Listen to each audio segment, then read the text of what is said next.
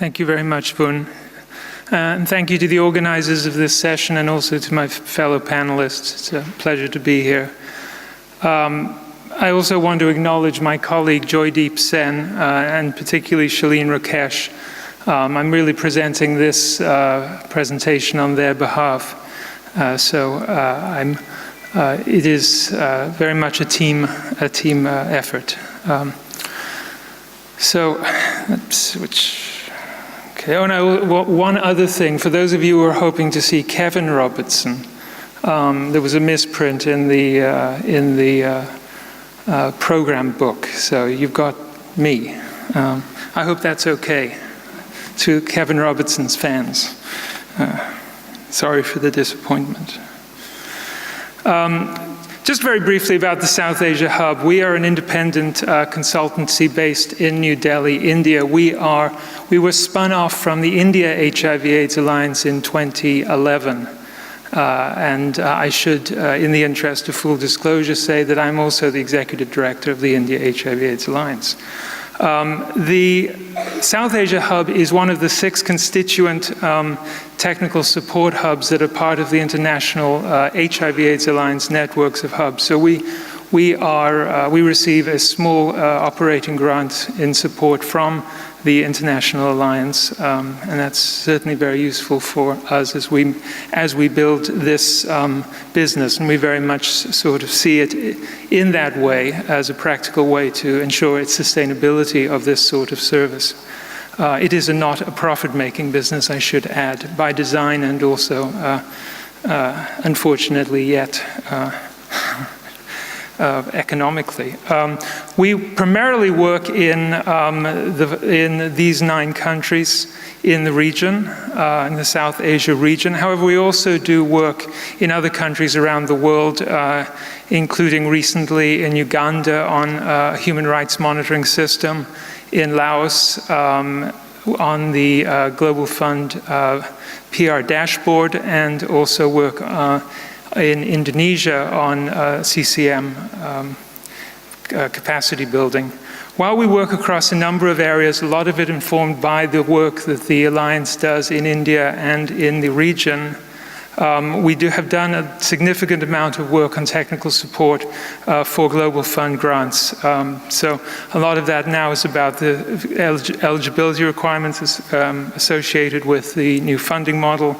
We've also done work with a number of donors to build the capacity of regional technical support providers. I expect most of you in here do know something, or perhaps enough, possibly too much, about the country coordinating mechanisms. They are multi-stakeholder partnerships, and they are particularly intent on building local ownership and participatory decision-making. They coordinate the development of the national proposals, they nominate PRs, and they oversee the implementation of the grants. A few other things as well, but those are the principal responsibilities. It is a very important part of the Global Fund model. And I am a big fan of the Global Fund, but I will, through this presentation, probably express some frustrations with the Global Fund. In the new funding model, the CCMs do play a stronger leadership role. They are expected to be more involved in the development of national strategic plans for the diseases and convene stakeholders in a country dialogue as part of the funding decision processes. I want to be very clear, just partly because I feel I need to, that I am not, our hub has not provided technical support to India's CCM, and I'm not in a position to comment on India's CCM. In part also because India HIV/AIDS Alliance is a recipient of funds in India from the Global Fund. There are a number of challenges that CCMs generally seem to be facing in our region and other parts of the world. Issues around grant oversight, a lot of concern about how the people living with any of the 3 diseases are meaningfully involved. Also, the involvement of key populations. How are conflicts of interest managed? And is the appropriate kind of technical expertise available to the CCMs.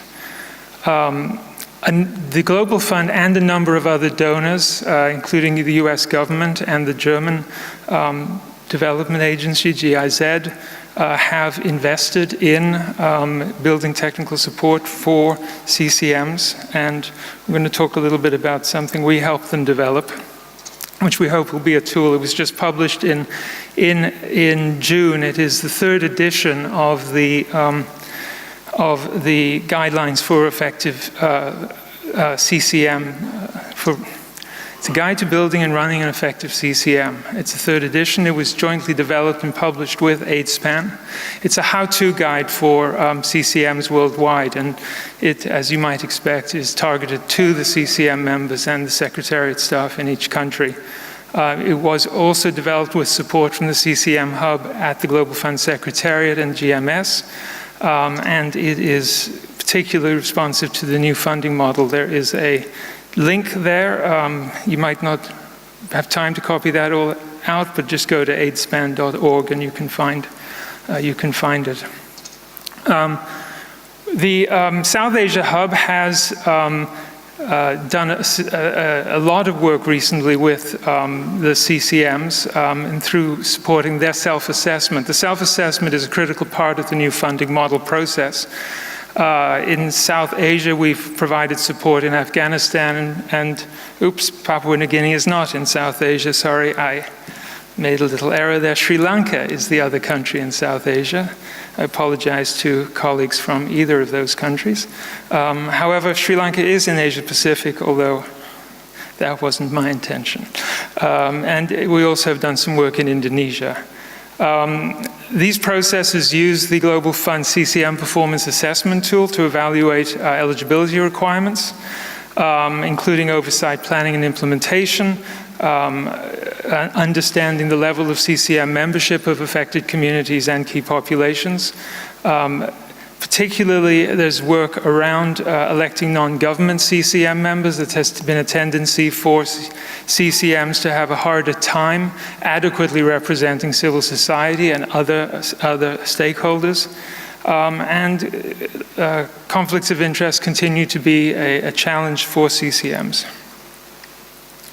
The guidelines have helped demystify some technical areas. They have certainly helped build they're certainly helping to build the CCM's own capacity on understanding the CCM requirements, which is going to facilitate the new funding model process. The CCM self-assessment has helped create that country-level dialogue, which is a critical part of the new funding model. This is one of the things that is certainly important going forward, is that we coordinate the efforts of technical support, to avoid duplication and ensure standardization. I wanted to reflect a little bit at the end of this presentation on the future of the CCMs. As I said, I'm a big fan of the CCMs. The local ownership, or sometimes also called country ownership, is a powerful organizing principle and one that I think we should hew strongly to. It is, I think, critically important to the success of this model. But I think it is also important that we understand that aspiration realistically. I am reminded of a story that I like to tell about some of the work that needs to be done in AIDS, that, if you will, imagine a man in a darkened car park looking for his car keys under the only street lamp.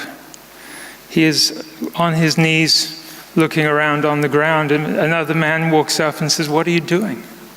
"I'm looking for my car keys." "Oh, I'll help you." He gets down on the ground too and helps him. He doesn't see the car keys. So he says, "Look, I don't see them anywhere. Where exactly did you lose them?" The guy points into the darkness. "If you lost them over there, why are you looking here? The light's better." And in many respects, That is one of the problems we face in HIV. Where the light is better, where the political resistance is less, we have an easier time making progress. We have done remarkable work in the last decade, getting people on treatment, scaling up PMTCT, and in other areas where we are still lagging behind in hugely significant ways, as my colleague from Benin also suggested, is around work with key populations. The key population treatment guidelines, treatment, care, support, and prevention guidelines that WHO launched last week, they launched it with a new analysis from UNAIDS that suggested that up to half of new HIV infections would currently occur in sex worker, MSM, transgender, and people who inject drugs.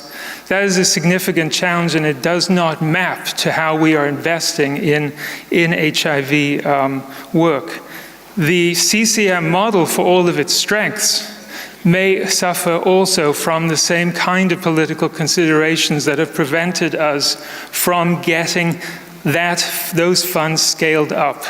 And we need to, I think, start pushing the Global Fund to start thinking about better ways to fund work with key populations, because if that's where the epidemic is, if the epidemic is in the darkness, we somehow need to get light there, we need to get funds there, and we need to do a lot more than we're currently doing to change the dynamics and the contours of this epidemic. So on that note, I will finish. Thank you very much.